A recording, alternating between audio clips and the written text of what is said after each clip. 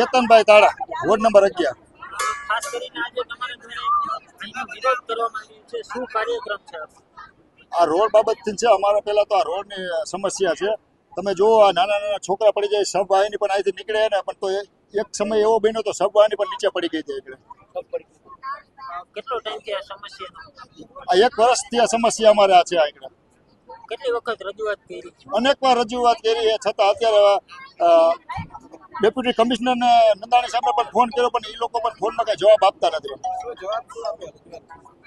રજૂઆત એમ જ્યારે વસા સાહેબ રજૂઆત કરી હતી, એ લોકો એમ કે અમે કરી દેવું, પણ આની પહેલા અમને 15 તારીખનો ટાઈમ આપ્યો હતો, પણ હજી પણ 15 તારીખને બદલાય 25, 23, 24 તારીખ થઈ ગઈ, પણ હજી કોઈ એને કોઈ સમસ્યાનો ઉકેલ લાવ્યો નથી.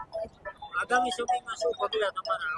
હજુ સુધી કોઈ માંગ સ્વીકારવામાં નહીં આવે તો અમે કોર્પોરેશન જઈને કમિશનર આગળ જઈ પણ જશું, ત્યાં જઈને અમે ધારણા કરશું, ભૂખ હડતાલ ઉપર બેસશું. શું નામ બેન તમારું? ચંદ્રિકાબેન. ખાસ કરીને આજે તમે એક વિરોધ કરવા આવ્યા અહીં તો આ રોડ રસ્તાનો વિરોધ છે. કાલે જ મારી છોકરી સ્કૂલેથી આવીને પડી, અત્યારે તમે જોઈ આવો ખાટલામાં. કાલે બોર્ડનું પેલું પેપર છે.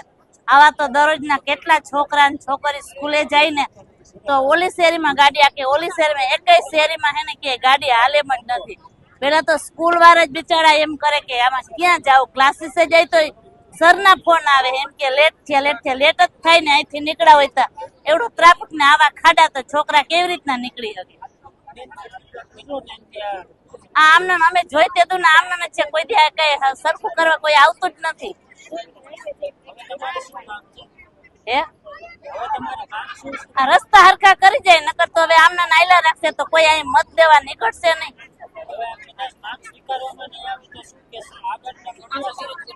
પાછા વિરોધ કરશો, અહીં કોઈ નીકળવા નહીં દે. ગમે એમ થાય તો અહીંથી આમને જો બેસી જાવ, પાછા ચાલુ જ રહેશે આમનો વિરોધ.